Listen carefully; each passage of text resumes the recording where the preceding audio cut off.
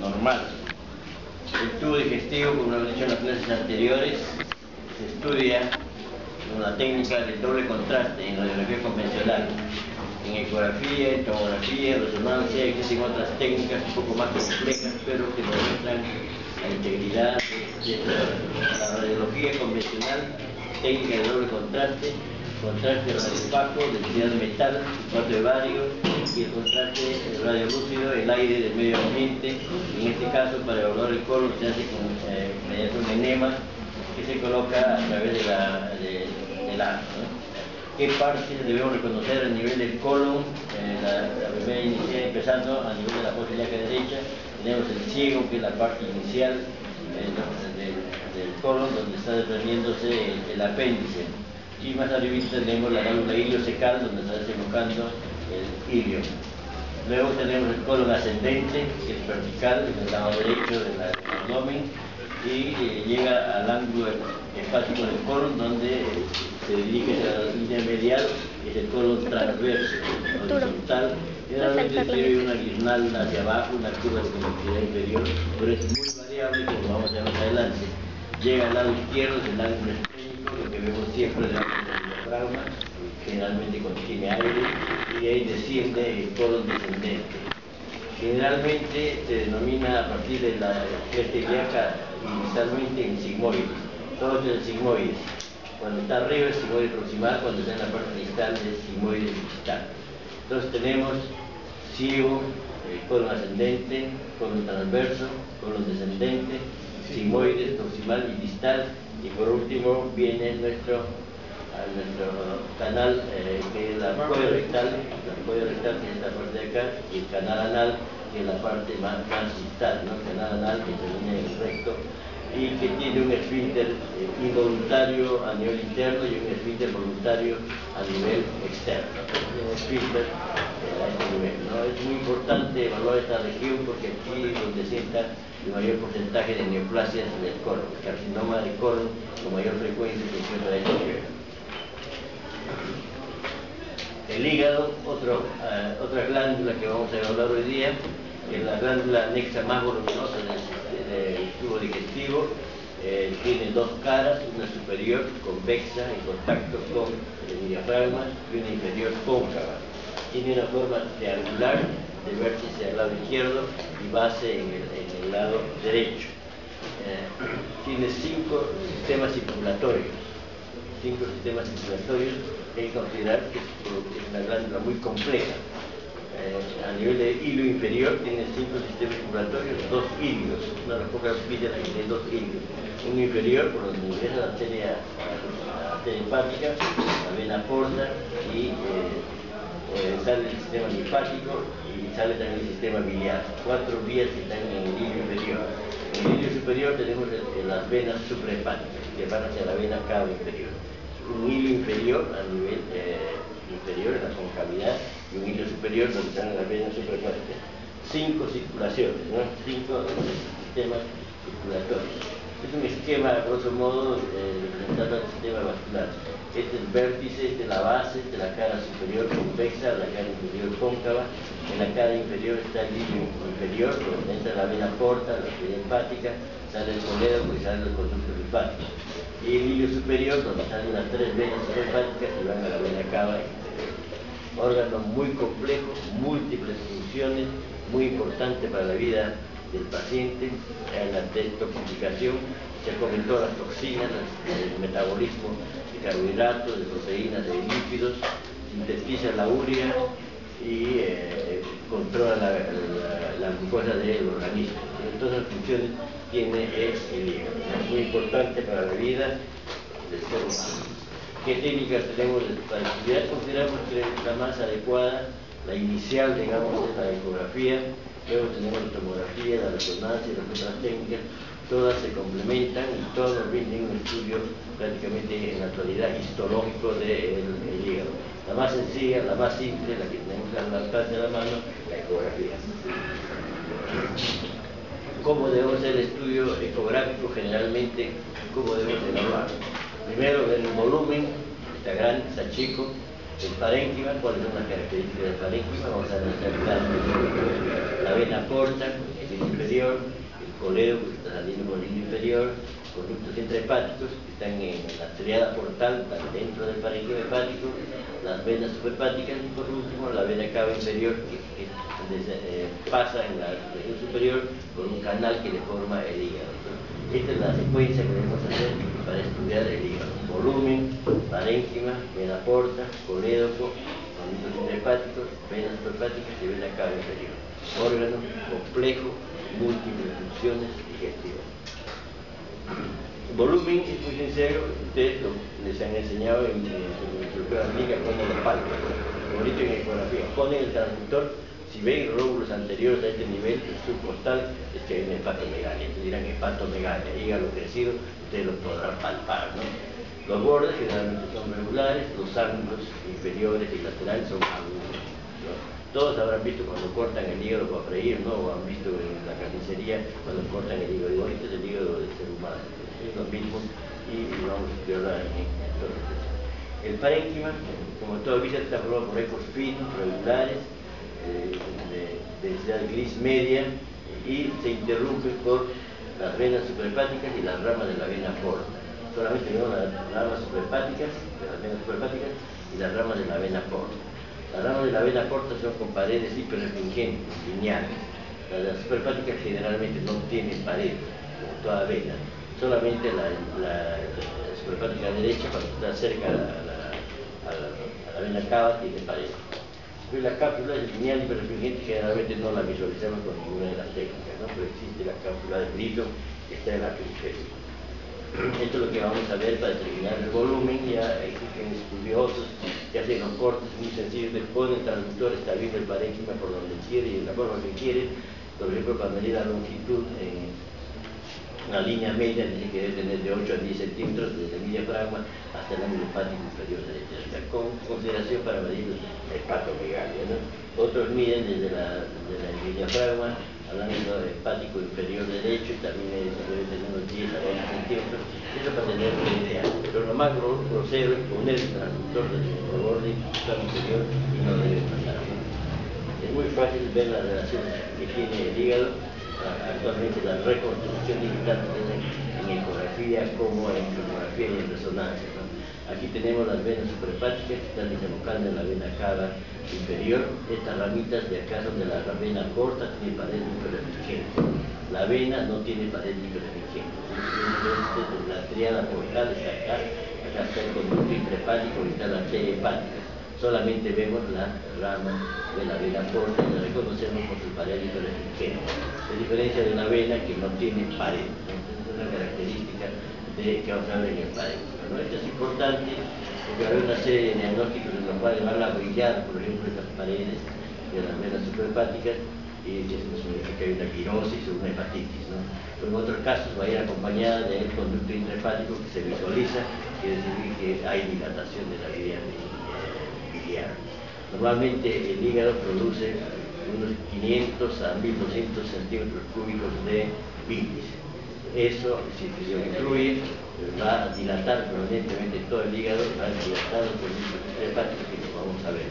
Normalmente, con un transductor de 3.5 MHz, no vemos las conductos intrahepáticos dentro del parénquima. Pero cuando se dilatan, los vemos. Entonces,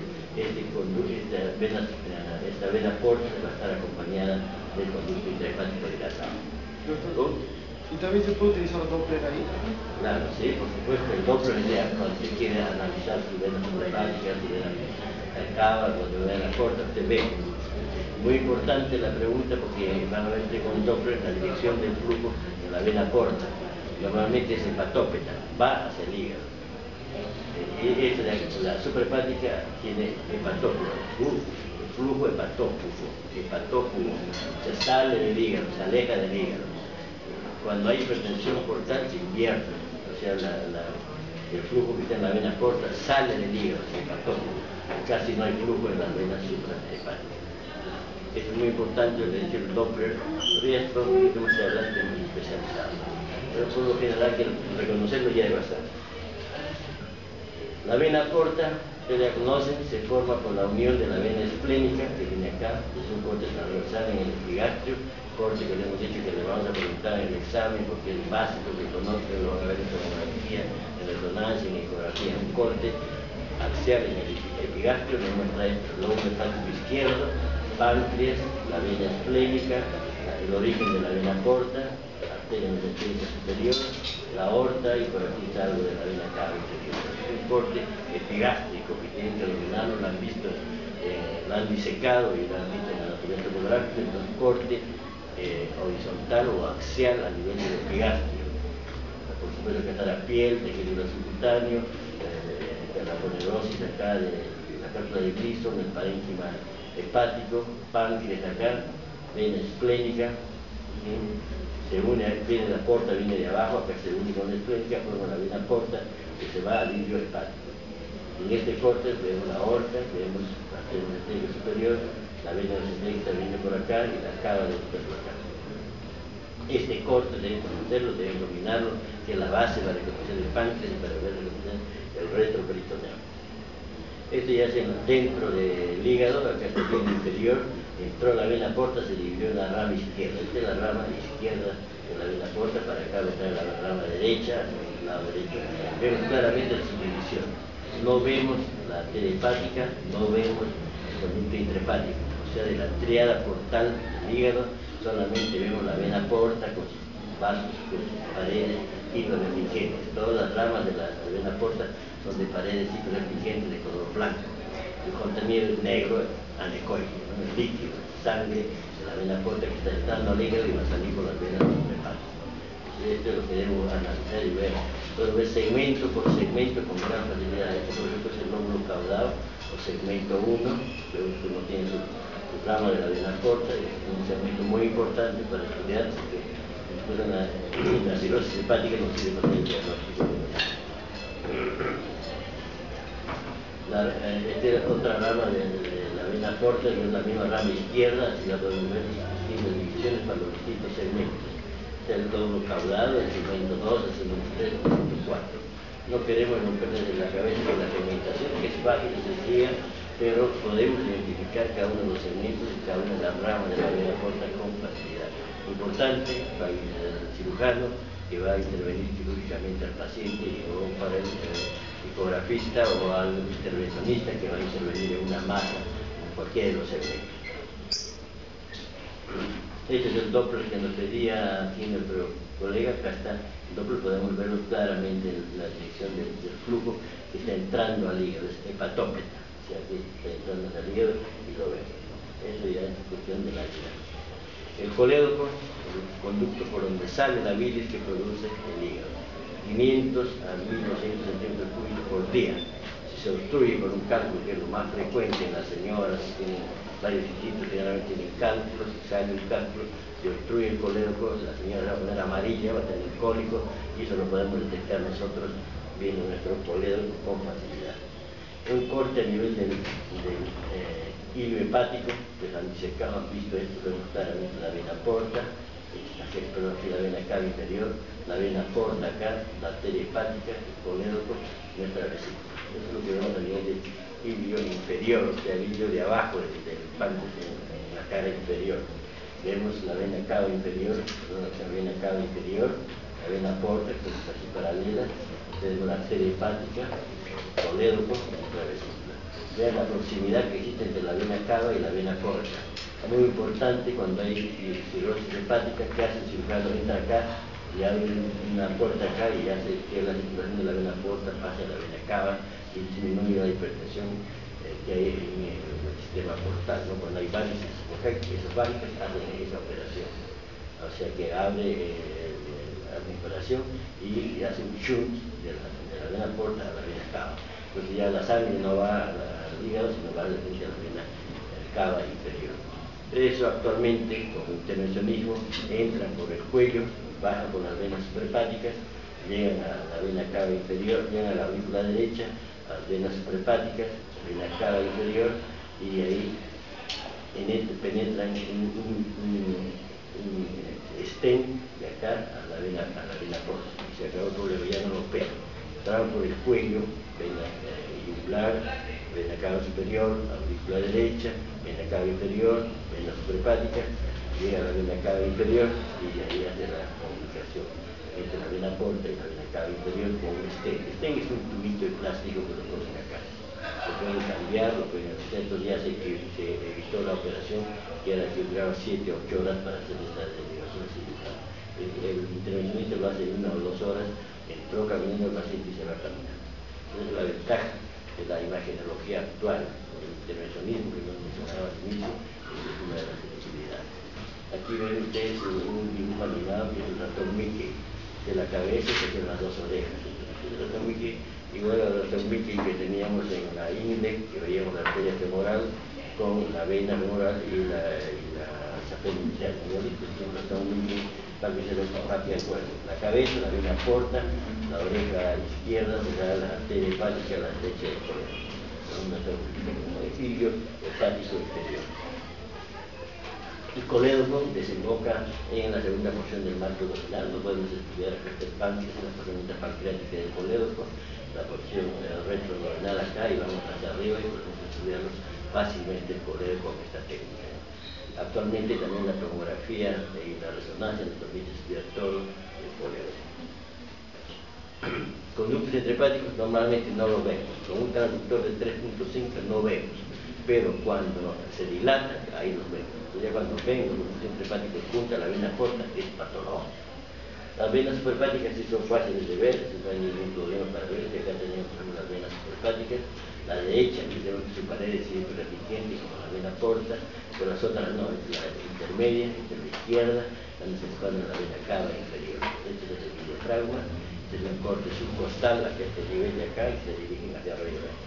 Apuntan un poquito más arriba, uno ve la aurícula derecha, el ventrículo derecho, ¿no?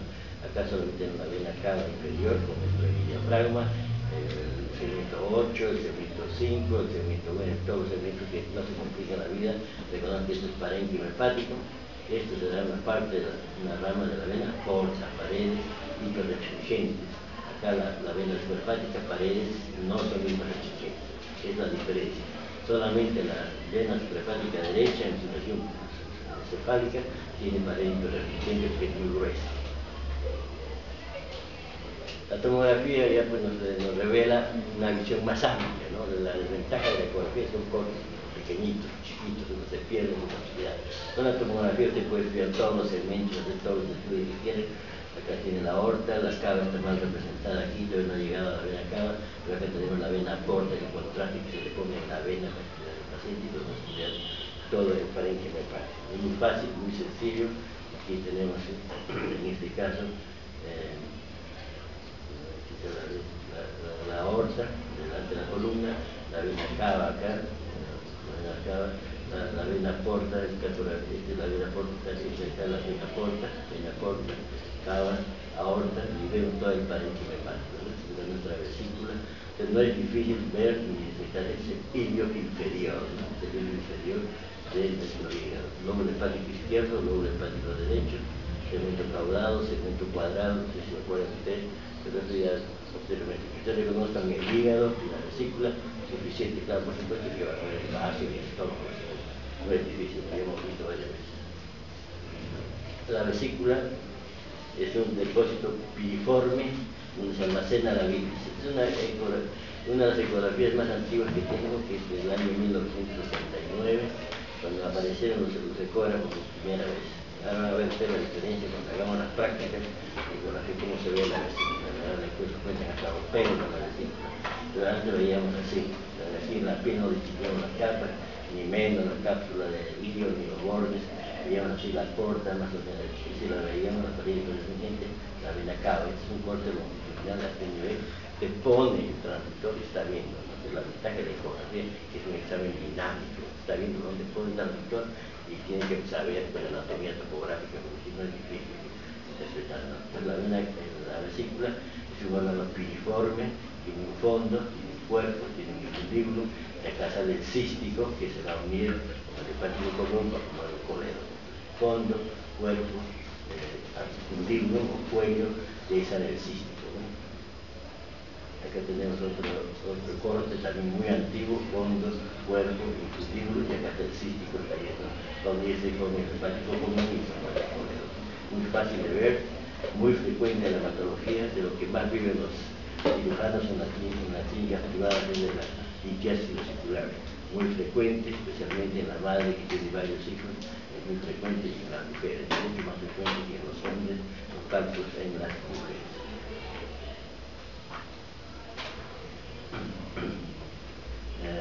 Bueno, la pared vesicular la pueden cortar ustedes en la forma que quieran, pero cuando están en ayunas, la pared está, o han comido, después que han comido grasa, se contrae y vemos tres capas, la capa interna, la capa media y la serosa. Entonces es normal, después de haber comido. Normalmente es una sola capita, pero cuando está distendida. Entonces cuando ven tres capitas no es patológico, y si no le duele menos, ¿no? Vamos a hacer patología colónica, lo más simple, lo más sencillo. Más que todo en este caso vamos a basar en la radiología convencional, nos ayuda la tomografía, nos ayuda la ecografía, pero la radiología es la que nos ayuda más fácil de determinar. ¿Qué vamos a ver? Procesos congénitos, como siempre en toda patología de cualquier órgano, siempre pensar primero en procesos congénitos, después procesos inflamatorios, tumores, benignos y malignos. ¿Qué procesos congénitos? Primero, ausencia de un segmento, se llama agenesia, o atresia de un segmento, ¿no? Después puede haber un dólico colon cuando hay aumento de la longitud, más largo de lo habitual. Dólico megacolon cuando aumenta la longitud y aumenta el diámetro. Duplicaciones cuando hay dos porciones del colon, generalmente están pegadas, una está cerrada, otra está abierta. Es raro, pero hay. Atresia anal, atresia de cualquier segmento del colon, dólico colon, dólico megacolon, duplicaciones es la patología más frecuente, digamos. Atresia anal no hay ano, ¿no? Hay dilatación del marco cólico, hay situación de las delgadas, niveles intraaéreos, se diagnostica fácilmente cuando ha nacido, pero incluso cuando está sin nacer el feto, el ecografista tiene la obligación de diagnosticarlo. ¿Cómo lo diagnostica? Cuando ve que hay marcado polihidramnios, cualquier alteración congénita de atresia de la vía digestiva produce polihidramnios, gran cantidad de líquido en la barriguita de la gestante. Entonces, cuando usted ve que una paciente de 4 meses tiene una barrigota de 8, la persona que es polihidramnios. Polihidramnios generalmente relacionado con atresia en un segmento del tubo digestivo, puede ser esófago, estómago, bulbo, intestino delgado, o en este caso atresia anal. El bebito no puede hacer deposiciones, entonces está lleno de líquido, ha nacido, entonces está balonado, está hinchado. Allí le toman una placa, agarran los piececitos, le toman una placa y ven cómo acá el aire llega hasta acá, porque el intestino pasa, ¿no? El ano hasta acá, es una atresia anal, muy fácil de reparar, un pequeño piquetito y lo cogen y ya está cerrado el problema, ¿no? Dólico megacolon, aumento de tamaño y de longitud. Dólico colon, aumento de longitud. Dólico mega, aumento de longitud y de diámetro. Congénito, este niñito de corte de área, la ampolla rectal, el canal anal, el sigmoide y todo el colon ocupando casi todo el abdomen. Dólico megacolon, aumento de la longitud, aumento del diámetro. Dólico megacolon. Dólico colon, aumento de longitud. Dólico megacolon, aumento de longitud y aumento del diámetro. Otro dólico megacolon, generalmente esto produce estreñimiento. El que nace con esto es muy estreñido, muy estreñido. Ciego acá, el hígado terminal, el colon ascendente, colon transverso, aquí ven el sigmoide enorme, grande, lo mismo el sigmoide distal, está muy voluminoso igual que la ampolla rectal, ¿no? Entonces esto produce gases, meteorismo y estreñimiento.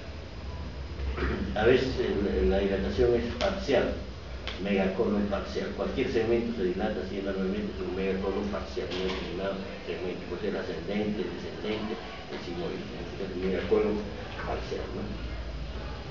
Divertículo, ya conocen el venido desde la porción del esófago, al nivel del estómago, al nivel del delgado, el intestino grueso, aquí también es lo mismo. Más frecuente en el sigmoide, generalmente secundario estreñimiento. Acá tenemos un montón de varias imágenes de adición circulares, tendrá un cuello grueso, un cuerpo y un fondo, y generalmente son de pequeñas dimensiones cuando son los pólipos en el sigmoide. Generalmente secundarias de estreñimiento, se debilita la pared y sale un margen de adición. ¿Qué produce esto? Puede producir perforación y es un cuadro parecido al apendítico. No es tan grave porque si lo damos con un antibiótico se cierra solo y se acabó el problema. La vez puede producir una peritonitis, ¿no? Pero no generalmente. Generalmente el buen antibiótico se acabó el problema. Proceso inflamatorio, la colitis. ¿No? El proceso inflamatorio, esofagitis, gastritis, icteritis, acá colitis. ¿Cuáles son los signos de la colitis? Edema de la mucosa, apariencia granular, erosiones superficiales, espículas, imágenes en botón de camisa, o sea, doble contorno, imagen de pseudopólipo, y más tarde se acorta el colon, es un tubo de plomo, no hay austras, y al momento del espacio presacro se quitó una lateral. Esta es la imagen de colitis. Generalmente ponemos una placa como esta para el examen, entonces es una fija, porque acá están todos los signos de una colitis, ¿no? Imagen, botón de camisa, espícula acá, espícula, botón de camisa, doble contorno, ven acá, doble contorno, otro contorno, doble contorno, no ven las austras de este nivel, ¿no? Entonces todo está rígido, está desmatizado, la pared está gruesa. Espículas, imagen, botón de camisa, doble contorno, un contorno, otro contorno, las espículas, en el que van, estamos viendo acá, doble contorno. Todas esas imágenes, entonces esto tiene que aprender y ver en el borde normalmente lineal, que aquí no es objeto, ¿no? Esto está inflamado, está sangrando, ahí tiene diarrea, moco, pus y sangre, ¿no? Esta es la característica de diarrea con moco, pus y sangre. Hay infección, hay sangrado, hay espículas, hay úlceras, esa es la colitis. Puede ser menos grave, y da estas imágenes acá, imágenes de camisa, las pequeñas espículas, está iniciando una colitis. Cuando ya avanzó el cuadro y se ha hecho crónico y le han dado tratamiento con antibióticos, le han dado una serie de tratamientos, se queda como un tubo, sin austras. No hay austras, es un tubo de plomo que no tiene ninguna austra. Austras con H, por si acaso, porque siempre ahí se pone sin H, austras con H. Este es el aspecto granular, también una colitis ulcerosa tardía, no hay ninguna otra acá, aquí queda una, pero no hay más, ¿no? Entonces colitis ulcerosa tardía, no se lesionó la mucosa, desaparecieron las austras y se ve este aspecto tubular. Tumores benignos del cólico, igual que en todo el tubo digestivo. Benignos, pólipos, hematomas, linfomas, linfomas, fibromas. Imagen de sustracción homogénea, regular, que crece lentamente, que no va a matar al paciente, pero en el colon los pólipos son muy importantes. Generalmente son predecesores del cáncer. Por eso es muy importante estudiarlos y evaluarlos en el colon. Imagen de sustracción oval, bordes definidos, generalmente pequeña dimensión, la sustracción, ¿no? Puede ser peliculado, mayor frecuencia en el colon descendente y en el sigmoide, a nivel distal, ¿no? Pueden degenerar el cáncer, ese es el peligro de este pólipo. Le diagnostica un pólipo, tiene que sacarlo porque generalmente degeneran en cáncer, ¿no? Esto es lo que vamos a obtener. Este es un pólipo pequeño a nivel del ciego. Acá una imagen de sustracción de bordes definidos, regulares, de pequeñas dimensiones. No compromete el resto del colon, el resto va a ser normal, ¿no? Otro pólipo, este es un pólipo pediculado, acá está donde se implanta, este es el pedículo, y acá está el pólipo. Es muy fácil que lo saquen ahora los gastroenterólogos con su fibroscopio. Actualmente ya casi no piden este examen de colon a doble contraste, ni estómago y duodeno, ni colon con enema piden ya los gastroenterólogos, porque sus fibroscopios han superado mucho, progresado una barbaridad, no es doloroso, no es fastidioso, es fácil de hacer. Uno hace una biopsia y un tratamiento, después de un pólipo lo sacan. Esa es la ventaja, que le ahorran tiempo y dinero al paciente. Si no, se lo come el radiólogo, se lo come el gastroenterólogo, se lo come el clínico. Entonces aquí solamente gana el gastroenterólogo, ¿no? Claramente el libro del cáncer, el libro del pólipo. La tomografía virtual, la endoscopía virtual, nos viene un estudio más completo. Este es un corte coronal, vemos cómo vemos perfectamente la pared del intestino y vemos un pólipo, un tumor, un cáncer, lo que sea. Este es el TEM, o sea, la tomografía helicoidal multidetector, lo que está de moda, está superando la ecografía, está superando la resonancia por la facilidad y por su capacidad de diagnóstico y capacidad de almacenar. toma la ecografía, queda todo almacenado, depositado en el aparato, se viene después, lo estudia, hace reconstrucciones así tridimensionales o bidimensionales, hace la endoscopia virtual, mira usted la pared interna y puede encontrar el cono. Después que le echa el examen de 5 minutos al paciente, que puede estudiar todo el resto de su vida. Esto es lo que es la endoscopia virtual del colon. Usted ve como si estuviese metiendo el aparatito, lo ve, ve la mucosa así, ve las formaciones, aquí no está tan claro, pero aquí así se ven los pólipos actualmente. Esto es con colonoscopia virtual, o sea que no se le ha puesto el aparato al paciente, solamente se está haciendo con una tomografía helicoidal multidetector, es una reconstrucción tridimensional con una tomografía multidetector. Tumores malignos, todo lo contrario, siempre carcinoma. El carcinoma crece rápidamente, bordes irregulares, invade las formaciones anatómicas, ricamente vascularizados, crece rápidamente, hay ganglios, hay metástasis, y va a matar al paciente si no lo diagnostica, ¿no? Eso vamos a ir, todo esto vamos a repetir constantemente, ¿no? Así que lo van a aprender de memoria. Pero el colon tiene ciertas características, más frecuente en el sigmoide y recto, imagen de situación angular o irregular. La lesión generalmente es corta, de pequeña dimensión, no es grande, sino de pequeña dimensión. Hay una estenosis brusca del lúmen, o sea, no hay dilatación preestenótica ni dilatación postestenótica.